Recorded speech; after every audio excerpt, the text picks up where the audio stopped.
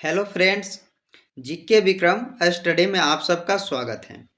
आज के इस क्लास में डिस्कस करेंगे दोस्तों जीके का टॉप 40 क्वेश्चन जो आपके आने वाले हर कॉम्पिटिटिव एग्जाम्स के लिए काफ़ी महत्वपूर्ण रहेगा। तो दोस्तों आप लोग जो है इसे पूरा देखिएगा। ओके, चलिए प्रश्न नंबर 1 है कि दिल्ली में स्थित शांति वन समाधि किसकी है। तो दिल्ली में स्थित शांति वन जो समाधि है वो किनका है दोस्तों। तो पहले क्वेश्चन का आंसर होगा बी, जवाहरलाल नेहरू जी का, याद रखना है। चलिए अगला क्वेश्चन देखते हैं। अगले प्रश्न में पूछा है सलाल जंग संग्रहालय कहाँ स्थित है। तो सलार जंग जो संग्रहालय है वो दोस्तों कौन से शहर में होगा। तो इस क्वेश्चन का आंसर डी होगा, हैदराबाद शहर में। अगला क्वेश्चन देखिएगा, ब्रह्म समाज के संस्थापक कौन है। तो ब्रह्म समाज के संस्थापक पूछा गया आपसे तो कौन हो जाएंगे। तो इस क्वेश्चन का आंसर ए होगा, राजा राम मोहन राय। राजा राम मोहन राय जी जो हैं ये दोस्तों ब्रह्म समाज के संस्थापक कहलाते हैं। अगला क्वेश्चन है, लोसांग एक उत्सव है जो मनाया जाता है कौन से राज्य में। दोस्तों लोसांग एक उत्सव है जो मनाया जाता है सिक्किम राज्य में।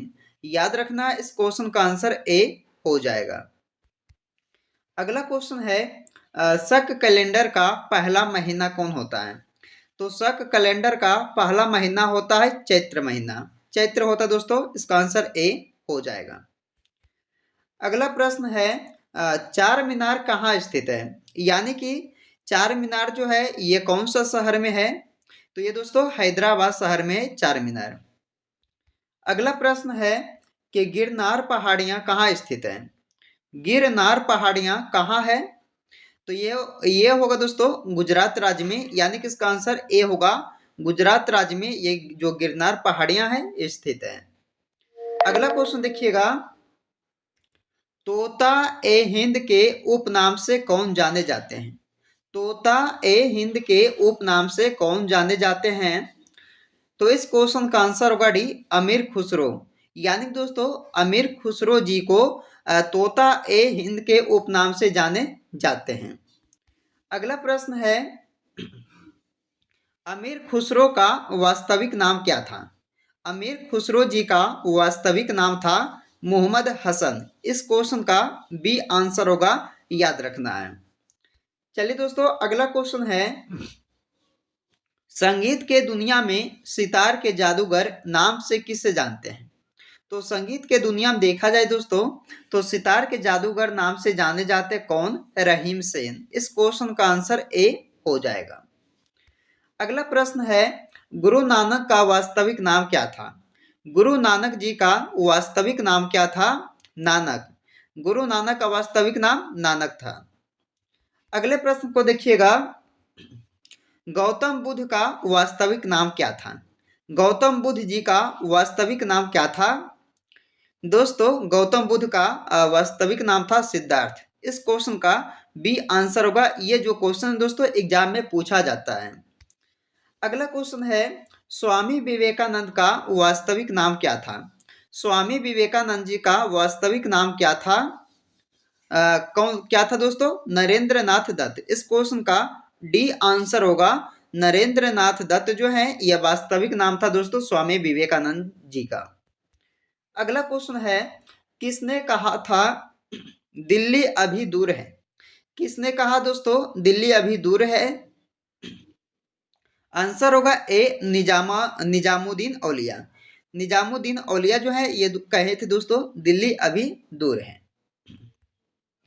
अगला प्रश्न है, आदि शंकराचार्य का जन्म कहाँ हुआ था। आदि शंकराचार्य का जन्म कहाँ हुआ था। दोस्तों आंसर होगा ए, कलादी में। चलिए अगला क्वेश्चन है, अगले प्रश्न में पूछा है ईसा मसीह का जन्म कहाँ हुआ था। ईसा मसीह का जो जन्म है दोस्तों वो हुआ था बेथलहेम में। इस क्वेश्चन का सी आंसर हो जाएगा। अगला क्वेश्चन देखिएगा, यामिनी कृष्णमूर्ति का संबंध किस शास्त्रीय नृत्य से है। तो यामिनी कृष्णमूर्ति का जो संबंध है दोस्तों वो है भरतनाट्यम शास्त्रीय नृत्य से, याद रखना है भारतनाट्यम।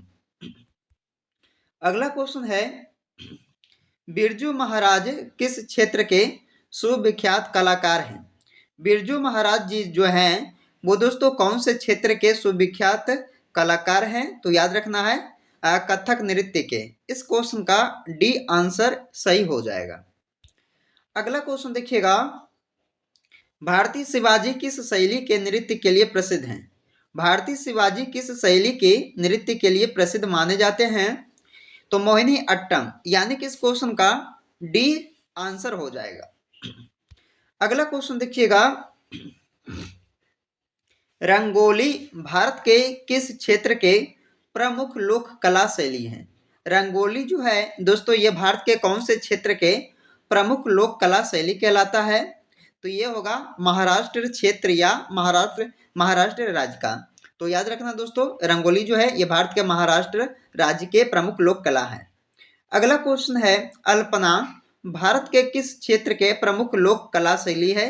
तो अल्पना पूछा है दोस्तों कि अल्पना जो है वो भारत के किस क्षेत्र के प्रमुख लोक कला शैली है? तो ये होगा पश्चिम बंगाल राज्य का। इस क्वेश्चन का डी आंसर सही हो जाएगा। अगला क्वेश्चन देखिएगा, गुरु नानक देव का जन्म कहाँ हुआ था? दोस्तों कब हुआ था? कब हुआ था? गुरु नानक देव का जन्म कब हुआ था? याद रखना 1469 ईस्वी में। कब? दोस्तों 1469 ईस्वी में ये गुरु नानक देव का जन्म हुआ था। अगला क्वेश्चन है, बंगाल में भक्ति आंदोलन के प्रवर्तक कौन थे? बंगाल में भक्ति आंदोलन के प्रवर्तक कौन थे? चैतन्य। इस क्वेश्चन का बी आंसर सही हो जाएगा। अगला प्रश्न है, भारत में पुनर्जागरण का जनक कहा जाता है? भारत में पुनर्जागरण का जनक किसे कहा जाता है? राजा राम मोहन राय जी को। इस क्वेश्चन का सी आंसर सही हो जाएगा। अगला प्रश्न है, संत कबीर का जन्म कहाँ हुआ था? संत कबीर जी का जन्म कहाँ हुआ था? इसका आंसर सही होगा दोस्तों, वाराणसी में। वाराणसी शहर में संत कबीर जी का जन्म हुआ था। अगला क्वेश्चन है, महावीर का जन्म किस राजघराने में हुआ था? महावीर जी का जन्म जो है दोस्तों ये हुए थे क्षत्रिय राजघराने में, यानी कि इसका आंसर ए हो जाएगा। अगला क्वेश्चन है, बुद्ध किस वंश से संबंधित है? बुद्ध जो है वो दोस्तों शाक्य वंश से संबंधित है, याद रखना है। 27 नंबर क्वेश्चन का आंसर ए इसका हो जाएगा। अगला प्रश्न है, ज्ञान प्राप्ति से पहले महावीर का नाम क्या था? ज्ञान प्राप्ति से पूर्व महावीर का नाम था वर्धमान। इसका आंसर ए हो जाएगा। अगला क्वेश्चन देखिएगा, सिखों के किस गुरु का जन्म पटना साहिब में हुआ था? सिखों के किस गुरु का जन्म जो है पटना साहिब में हुआ था? तो गुरु गोविंद सिंह का। इसका आंसर सी हो जाएगा। अगला क्वेश्चन है, सिख गुरु अर्जुन देव। सिख गुरु अर्जुन देव किसके शासनकाल में थे? दोस्तों सिख गुरु अर्जुन देव जो है ये किसके शासनकाल में थे बताइए? तो जहांगीर के शासनकाल में थे। इसका आंसर बी ऑप्शन सही हो जाएगा। अगला क्वेश्चन देखिएगा, खालसा पंथ की स्थापना किसने की थी? दोस्तों खालसा जो है स्थापना किसने किया था खालसा को? तो याद रखिएगा गुरु गोविंद सिंह ने। इसका आंसर आपका ऑप्शन सी हो जाएगा। अगला क्वेश्चन देखिएगा, राग मियाँ के मल्हार का रचयिता किसे माना जाता है? तो राग मियाँ के मल्हार जो है दोस्तों ये रचयिता माना जाता है किसे? तानसेन को, यानी कि इसका आंसर भी ऑप्शन सही हो जाएगा। अगला क्वेश्चन देखिएगा, कथक कहाँ का नृत्य है? कथक जो है ये दोस्तों कहाँ का नृत्य है? उत्तर भारत का। याद रखना इसका आंसर ए हो जाएगा। अगला क्वेश्चन देखिएगा, मुखौटा नृत्य का संबंध किस नृत्य शैली से है? मुखौटा नृत्य का संबंध दोस्तों किस नृत्य शैली से है? तो ये होगा दोस्तों ऑप्शन बी कथकली से। कथकली से यह मुखौटा नृत्य का संबंध है। अगला क्वेश्चन देखिएगा, कर्नाटक संगीत का पितामह किसे कहा जाता है? कर्नाटक संगीत का पितामह किसे कहा जाता है? पुरंदर दास जी को कहा जाता है कर्नाटक संगीत का पितामह, याद रखना है। अगला क्वेश्चन है, शास्त्रीय संगीत कहाँ से लिया गया है?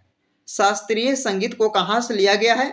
सामवेद से। याद रखना, सामवेद। इसका आंसर आपका ऑप्शन बी सही हो जाएगा। अगला क्वेश्चन देखिएगा, गजलों का जनक किससे कहा जाता है? गजलों का जनक कहा जाता है अमीर खुसरो जी को। याद रखना है। 37 नंबर क्वेश्चन का आंसर इसका ऑप्शन ए होगा। गजलों का जनक है ये अमीर खुसरो जी को कहा जाता है। अगला क्वेश्चन है, अगले प्रश्न में पूछा दोस्तों, उस्ताद मंसूर किसके शासनकाल का प्रसिद्ध चित्रकार थे? उस्ताद मंसूर जो हैं ये दोस्तों किसके शासनकाल का प्रसिद्ध चित्रकार थे? जहांगीर का। याद रखना, इस क्वेश्चन का बी आंसर हो जाएगा। अगला क्वेश्चन है,